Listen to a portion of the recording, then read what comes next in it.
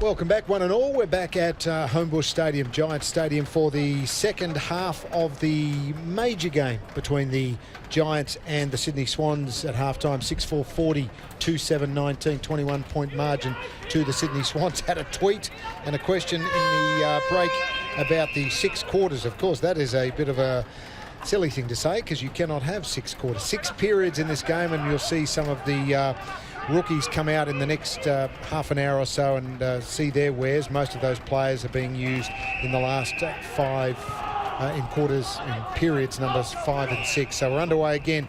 This is the third term of this game as Florent takes the ball for the Swans, kicks it inside 50. Conditions have worsened over the last 10 or 15 minutes. Papley tries to get rid of it, goes as far as McDonald. He does well, gives it off, and the goal has been kicked by James Bell, and that's a lovely start to the quarter by the Sydney Swans.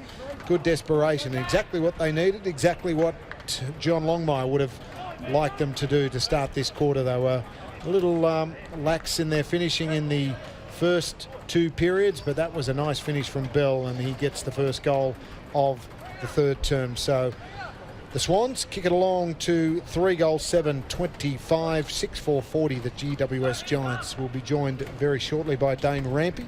Ramps is going to come up and help me out in the next period or two. And as well as that, we'll also hear from Phil Davis. Hello, mate. How's things? As he puts on the headphones, missed the first goal. You'd have been unhappy about that, or they already scored. They've already scored, mate. Gee willikers.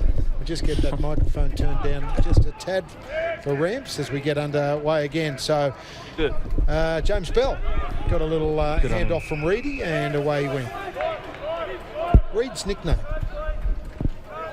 Reedy. So we have a family nickname. We call him Buckets. Buckets. Why's that? Because sometimes he needs 2 buckets for the ball to sit in, because the ball goes to ground a bit too often. Harsh but fair, my family. Anyway, continue as the ball gets kicked out of the centre square by the Giants. Nichols has found a free kick. It'll go the way of Harry Himmelberg, just inside the square, Giants end of the ground.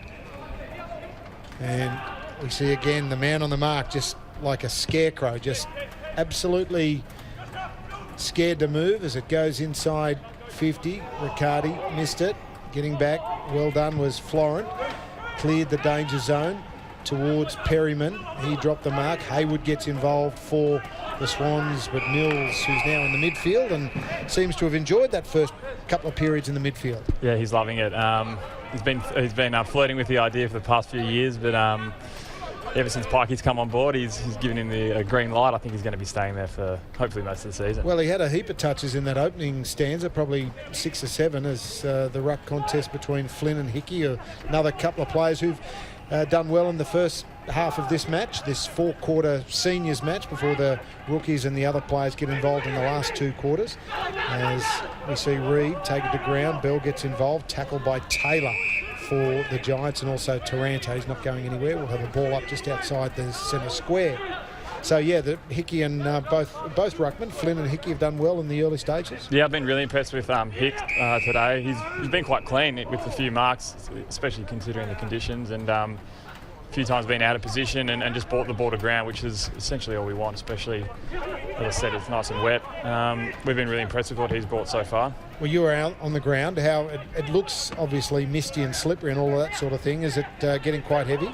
Yeah, I think the ball's pretty waterlogged as well, as you'd expect, and yeah, it's showing. It's showing at times, isn't it? Not a great scenario. We've seen a couple of good things from the Swans. Goal kicking, forget about that for the moment. It's about opportunities and getting the chance to score goals, and the rest will come. But similar scoring shots in this game, but at the moment it's a 15-point margin. You would have liked to have seen a couple of better finishes, but it's not panic stations. Yeah, not at all. But I mean, I think the good thing is we're getting in positions to score, which at times in the past, probably 12 to 18 months, we've really struggled with.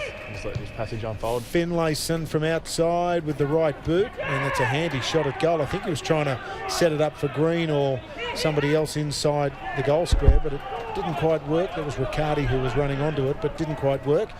And you'd be very happy with this rule. The get out of my zone rule. Absolutely. Everything, you've had one that's been for you and one that's kind of gone against you, being a defender. As someone's kicking for goal, you can't move, you can't do anything, or can you jump up and down? You can jump up and down. The last 2 years, there's actually been a number of rules come in that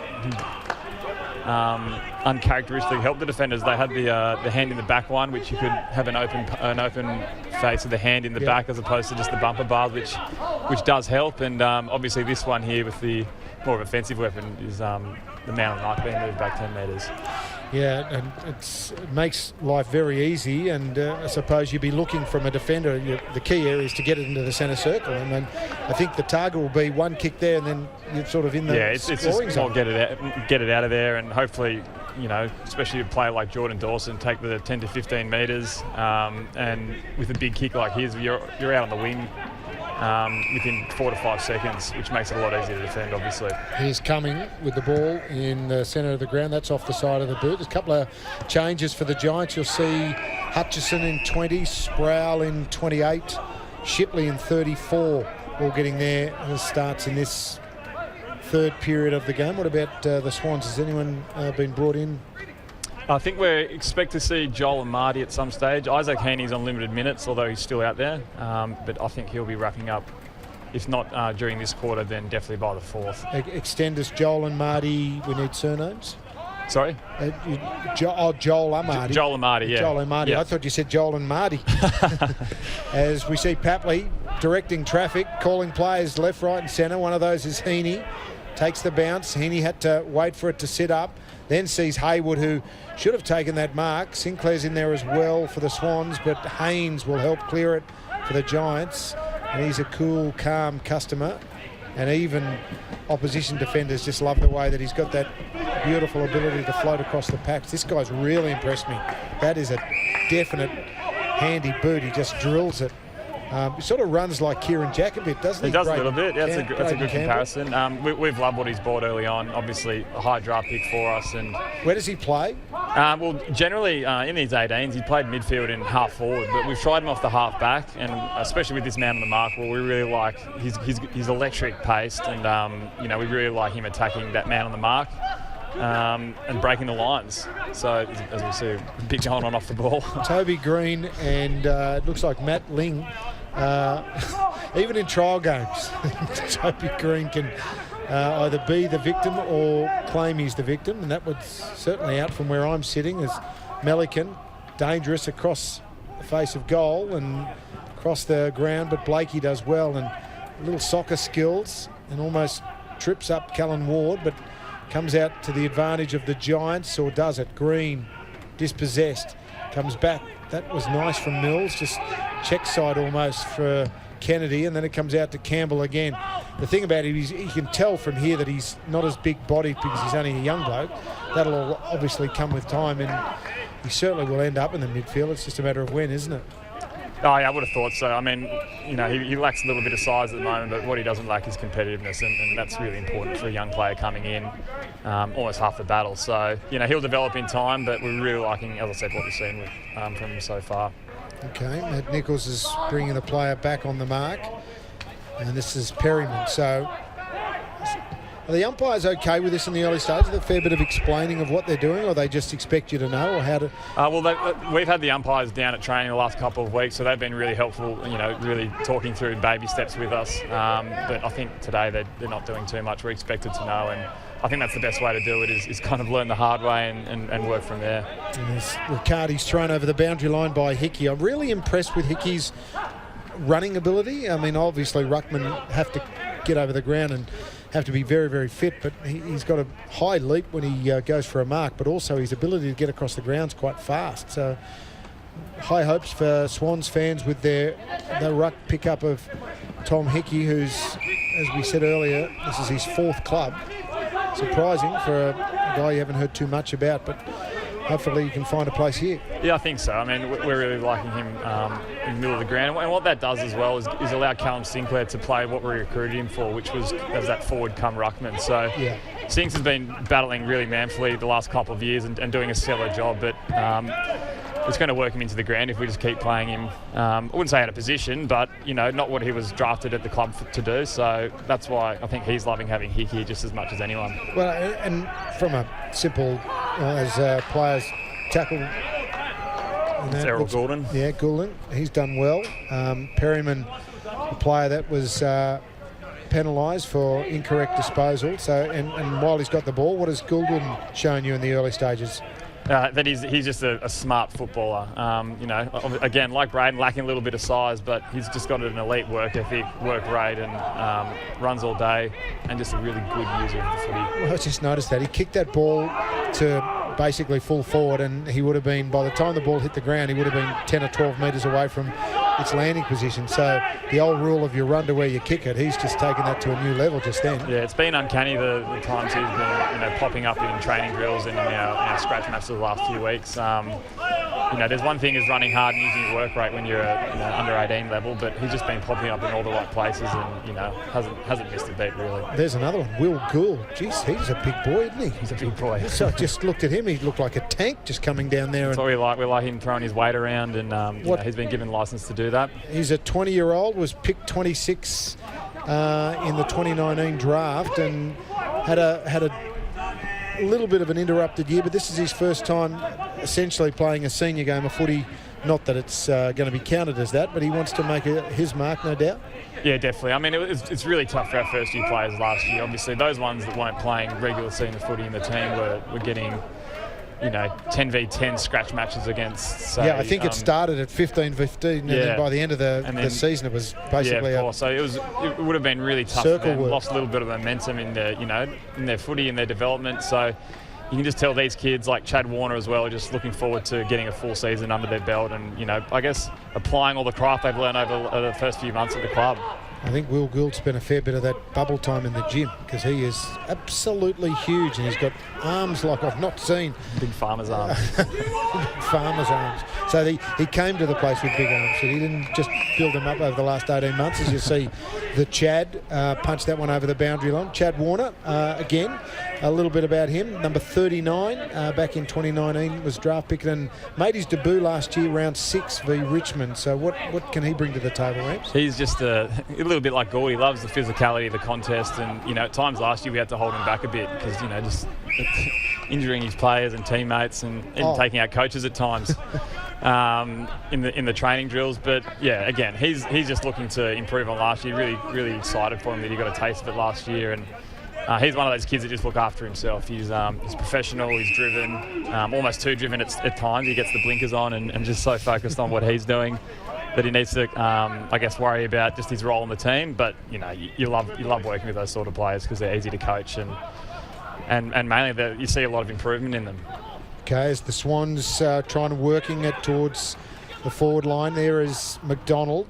A bit of a fumble to Bell, tried to tap it out to a teammate, got to Hayward, which was nice. Then it gets kicked inside and high. Parker's underneath it, roving the pack beautifully. Errol, and then he gave it off to Bell, who fumbled it. Good physicality again, this time from Sam Wicks, another one of the newer players. He was elevated from the rookie B to the rookie A list and played a few games so far, so we might see a bit more of him throughout the course of the year as Dawson gets dispossessed, kicked off the ground by the Giants towards half back. Now Melican. That's Braden Campbell. That's Campbell. Just got caught there. But yeah, got rid of it though. That was looking to take the game on, which is what we've given him license to do. And rugby league tackle there. That was Finlayson just picked him up and dumped him. He would have been 10 minutes in the bin for that tackle in a normal NRL game. I just like the left. There's not too many left footers, and you're one of them, that don't have a beautiful silky action, is it? I mean, some of the right footers are all. Kieran Jack's probably one of the ones that doesn't follow the rule. He was sort of a rugby league, taught himself how to kick AFL style, but the likes of Finlayson and this Braden Campbell, just beautiful. Jordan Dawson as well. Yeah, beautiful lovely kicks. As the Giants wheel it towards Riccardi on centre wing, comes back from Parker. Parker goes wide, kick is high towards half forward, getting in amongst it for the Giants was Buckley, and it's now in the hands of Hopper. He gave it off Cornelio, ducks and weaves, gets through a few tackles, then has to get rid of it. Hopper goes in to help. Buckley again, his kick smothered. High one there. Iden taps it to himself, but not quite effectively, and now we'll have a boundary throw in, will we? Yes, we will. Just outside forward 50 for the Sydney Swans. 15 points the margin, and we've played around about 14 minutes, I believe, of this third period. And we'll try and get, just under 14 minutes of this third period. The clock, unfortunately, not working as much as we'd like it to work, so all the players and coaches know what the time is, but we just up in the commentary box do not. Dane Rampe, Russ Barwick helping you out on this trial game. And it's starting to get a little bit sloppy, but the cream is rising to the top. Kelly, Parker, Heaney and the like. And you would have been impressed with what you've seen of Josh Kelly there, Ramps. He's been very, very silky so far. Yeah, absolutely. I mean, you hit the nail on the head. The cream rises to the top in these sort of conditions. And, you know, we saw Toby Green, beautiful skills, clean skills in the first half. And, you know, same with Josh Kelly. Those sort of guys I'm pleasure to play against because it's sometimes just watching, you know, and sit in awe at what they're doing. But, yeah, I don't really have much else for you on that one. No, you probably update. We've had a Twitter question that's come in as you'd be happy for Dusty to come in and join if you offered a spot at your joint to ensure that he's I'll happily offer him a spot at my joint. I'm sure we can find a spot for him somewhere to stay in the forward line. When's his contract out? Loretta's got time on. I think her alarm is set. 2024, she's saying. As that kick is beautiful from Ollie Florent. That's gone straight through the middle. So the Swans now narrow it up to 9 points. Reasonable margin given the fact that I don't think the Giants have scored in this third period. No, they haven't. The Swans have kicked a couple of goals. So as you can see there on screen, 11 scoring shots to 10 probably is a fair reflection of where the game is. And the margin 9 points, 6-4-40 to 4-7-31. And that was a nice mark, sliding mark in the conditions. Just another example of Errol Gordon just in the right spot again and just a beautiful kick on both sides of his body, really. So that's what we've really liked about him. We've struggled at times in the past, probably the past 2 years now at our inside 50 entries. We've lacked a little bit of quality, but Errol Gordon brings exactly what we need in that regard. We retain possession a lot of the times that he kicks the ball inside 50. Here's the Chad Warner, again. And just goes wide. And let's just see what he's got. Just watching him now, spins around. Has he got a right foot? Because straight away I know that he's he's really good on both sides of the body. Okay, because I spotted him on that side of the ground. You think, and if he's got a dominant left foot, sometimes you've got to think to yourself, well, maybe he's not got a right foot. And that's something that Nick Blakey's got to work on, because obviously he definitely favours the left boot.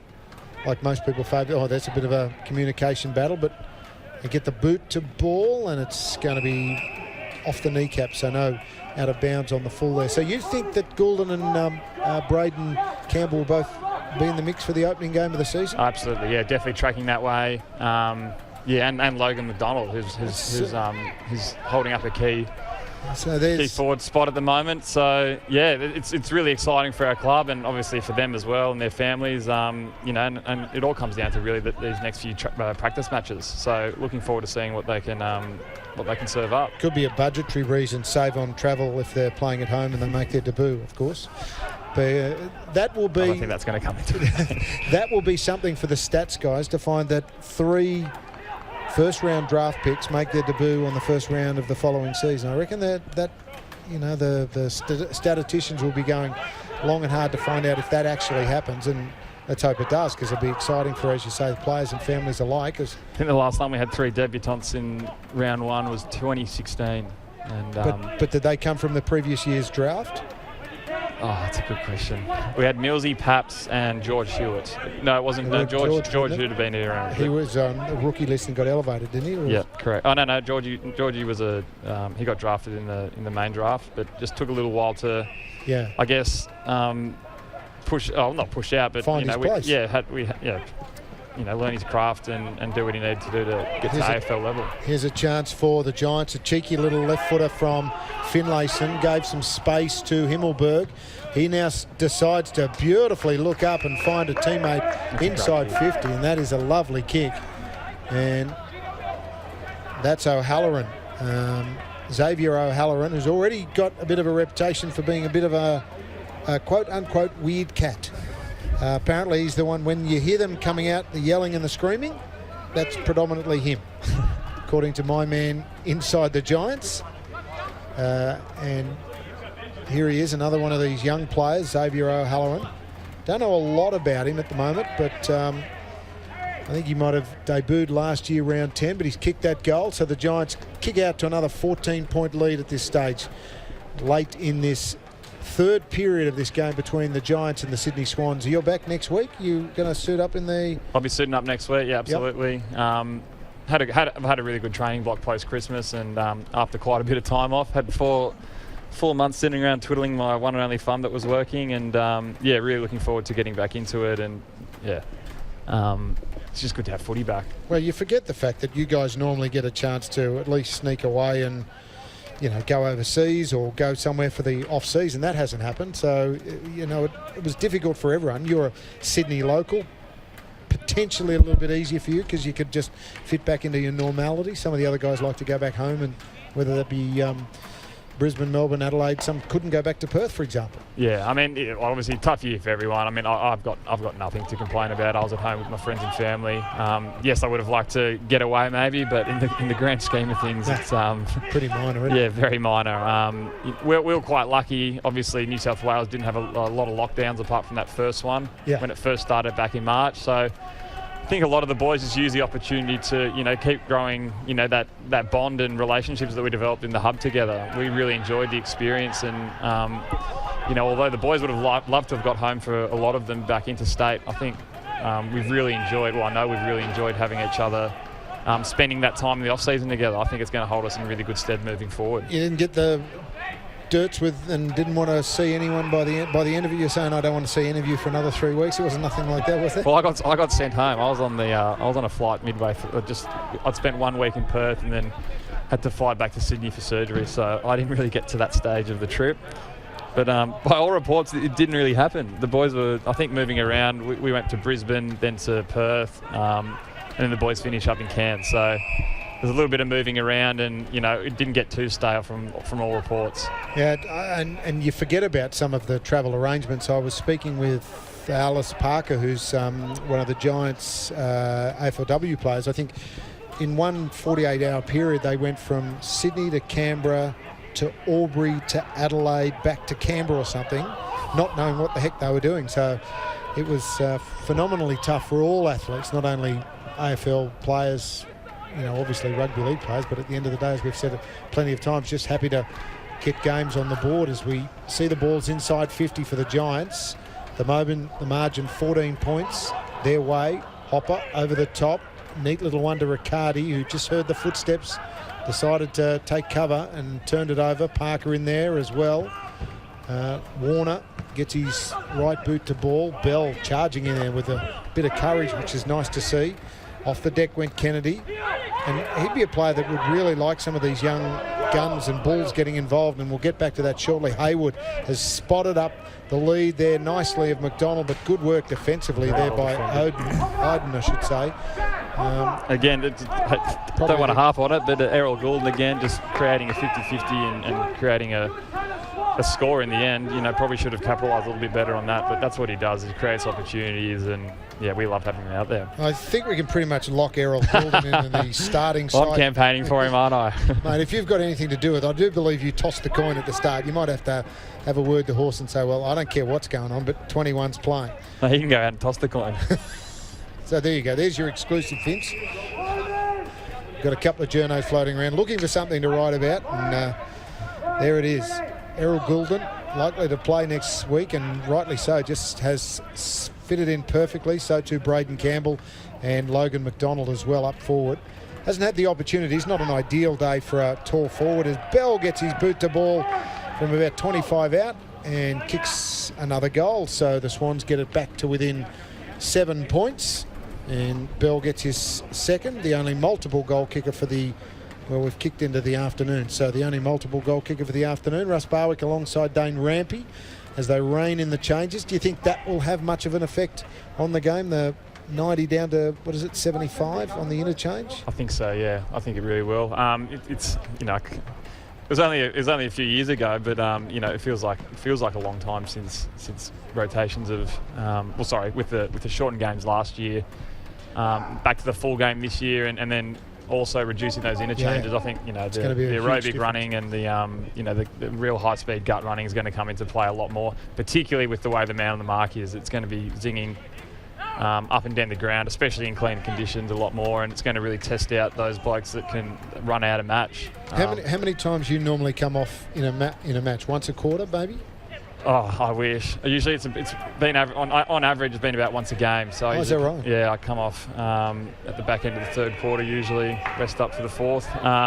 We tried to change that a little bit last year, just with the intensity of the games and obviously shorter turnarounds, and I really enjoyed that, just getting off for a quick spell. But again, it's going to be interesting to see what happens with the rotations. Okay, so here we go with Dane Rampe. Just some insights are good. Just ticking over 20 minutes in this third period as the ball goes forward. Hickey had a chance to take that mark. Getting back is Cornelio.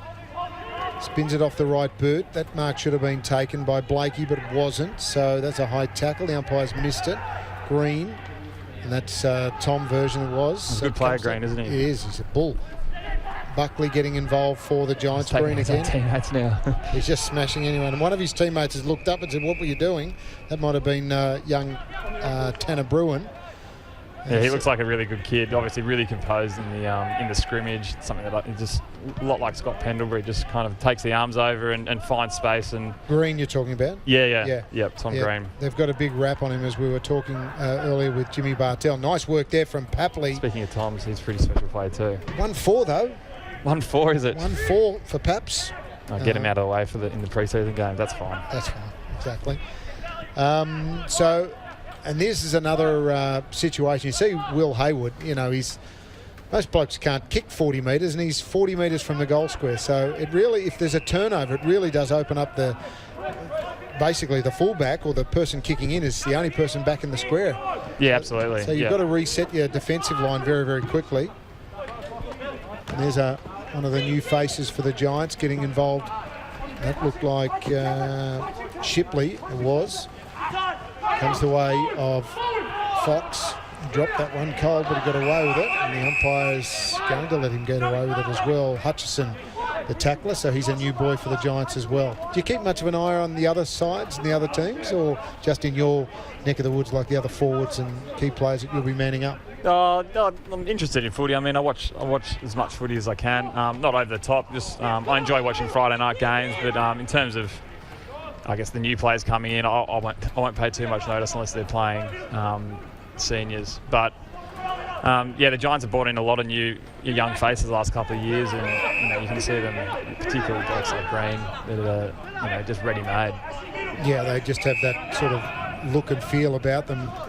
And a lot of the young fellas coming in now are just so professional. It must be something in the programs that.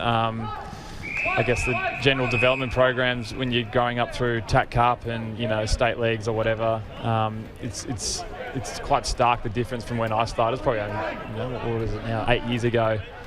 Didn't have to seem to spoon feed kids as much as you used to. They come in really professional, really driven, and drive their own careers, which is a pleasure to work with when you're a senior player and trying to show them the way. Do you get frustrated if they don't have that, or do they get found out very quickly? Oh, you don't get frustrated. I mean, because they've got to learn. Everyone learns at their own pace. I mean, I didn't get drafted until I was 22, and that wasn't because I didn't get drafted, because I genuinely wasn't ready. So I like to put myself in. I like to put myself in their shoes and see how they're feeling. I don't think the word is frustrated, but there's always a little bit of urgency as to helping them, get to the potential that they can get to. And that's just coming from a senior player that wants to, succeed, and everyone to, I guess the depth of the team to really. You got that one through? Yeah, put that one down to your man. Was that from Errol Goulden again? That was Errol Goulden. And he looked up, what I liked is he looked up, he had two options. He had Papley one-on-one, and he didn't go short. He went long and just trusted Papley's speed. So he basically was an ugly barrel from Goulden that just worked it, and you could see there Papley v. Isaac coming over pace over 10 metres. You'd back Paps every day of the week. I mean, it's a great decision in the conditions, and that's again what we like about Errol is his decision making. He's a real footballer. That was the percentage play, get it into Paps, and he'll beat most blokes in the forward 50, especially on a wet day when the ball hits the deck. 24 minutes gone, and we're all tied up 7 goals 4 to 6 goals. I'm getting an absolute rap, aren't I? You are. Well, the Giants Giants really took a seat back and haven't had to think about that. I need to ease up. Giants have only kicked the 1 goal in this quarter. The Swans, on the other hand, have kicked 4. So good I don't signs. want to put too much pressure on him. No, you've He'll already handle done it that. though. And he's back. They've already got the back page lead on the papers tomorrow. Can't wait for the Herald Sun and the Age and all of that to be reporting this. Oh no, it's back page news, mate. The next big thing, I think the editor's starting to punch out there on the headlines already. And this is Hutchison, does well, tries to avoid the tackle, gave it off to Taranto.